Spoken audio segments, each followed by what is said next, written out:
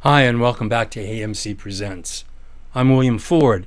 Today I'm going to be talking about The Graduate, a classic 1967 film directed by Mike Nichols. It tells the story of Benjamin Braddock, a recent college graduate played by Dustin Hoffman. Benjamin is adrift and uncertain about his future when he returns to his family home to California after graduating. The film takes a twist when Benjamin embarks on an affair with Mrs. Robinson, an older family friend, played by Anne Bancroft. However, things get really complicated when Benjamin falls in love with Mrs. Robinson's daughter Elaine, portrayed by Catherine Ross. The Graduate is a commentary on the disillusionment of youth and the search for meaning in a world filled with social expectations and moral ambiguity. The film is considered a seminal work of the 1960s and remains important culturally. I had not seen the movie since it was released. I remember it creating quite a media firestorm, especially related to the affair between the older Mrs. Robinson and the younger Benjamin, although the actors were actually only 6 years apart in age. Mrs. Robinson was a cougar long before that term came into popular use.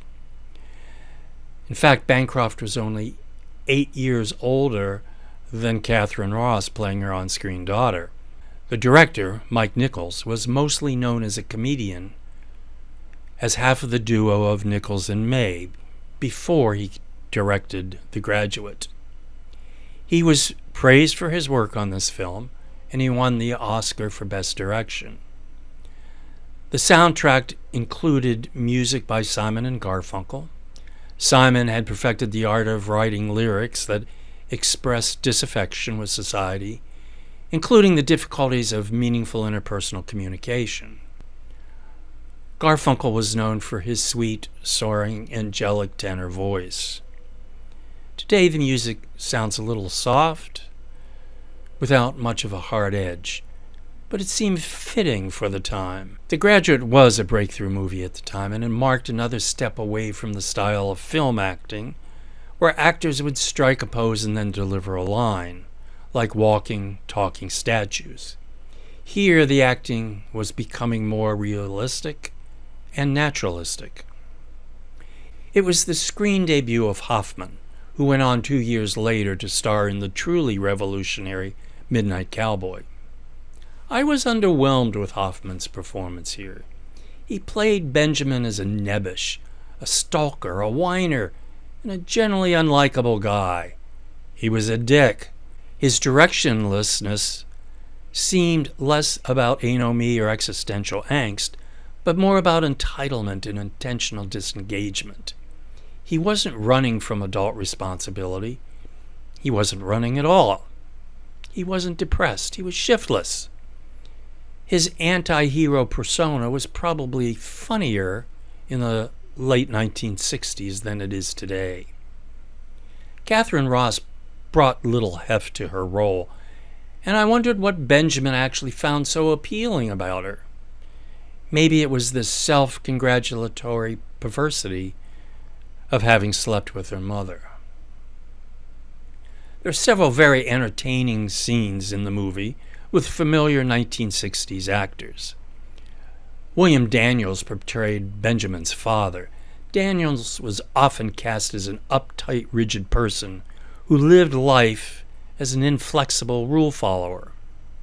Buck Henry, who is also credited as a screenwriter on the film, portrays a hotel clerk who must deal with Benjamin's awkwardness as he attempts to set up his tryst with Mrs. Robinson. Walter Brooks plays Mr. McGuire, a neighbor who takes Benjamin aside and advises him to seek a career in plastics, which, in retrospect, was probably excellent advice. The final scene in the movie is brilliant. It's on a bus where Benjamin and Elaine are seated just after Benjamin crashed Elaine's wedding to another man. She's in her wedding dress, and he is in his street clothes. After a few seconds, their excited exuberance turns to, "What the hell did we just do?" and what the hell will happen now? It's written on each of their faces. Both actors pulled this off beautifully, and Nichols deserves credit for making this finale work so well. There were two outstanding performances in this movie. The first was Anne Bancroft's Mrs. Robinson. Bancroft knew how to convey brokenness, a sort of world weariness arising in part from her unsatisfying marriage and the chasing of the American dream, which was on life support even in the late 60s. She knew that a nice house, a nice daughter, and a nice husband do not necessarily lead to a nice life. While smoking a cigarette as she lay in bed with her young paramour, she looks in the direction of the camera, and it's obvious that she feels hollow, and that Benjamin's lovemaking is an attempt to fill that hollowness. But she knows that's not working either. At times she seems almost gobsmacked that she was willing to take such a risk with a hapless Benjamin. In most scenes, Bancroft's beautiful face is underanimated, yet there's a constant hint of desperation mixed with depression. Had Hoffman studied her reactions, he might have had more insight into his own character. Bancroft was at the peak of her acting abilities, and she received a well-deserved Academy Award nomination for her work here. There is one other standout performance in the movie. In the final scenes of the film, Elaine is getting married to Carl, which of course is interrupted by Benjamin. The scene takes place in a stunning modernist church, which is the United Methodist Church of Laverne, California. It was surprising to see how delicate the roofline is and how well the church invites the outdoors into its interior. The huge window behind the altar showcases some large old trees, and the glass-enclosed balcony above the nave is perfect for the scene, and its filtered daylight supports the overall lightness of the interior. Some 50 years later, the church remains much as it was, and for that we should be thankful. Overall, The Graduate is an important film in the context of the late 1960s, and it holds up well today, but that's based largely on the strength of Nichols' direction and Bancroft's subtle, polished, and touching performance. Thanks for watching AMC Presents. Please remember to like, subscribe, and comment below. This is William Ford. Look forward to seeing you again.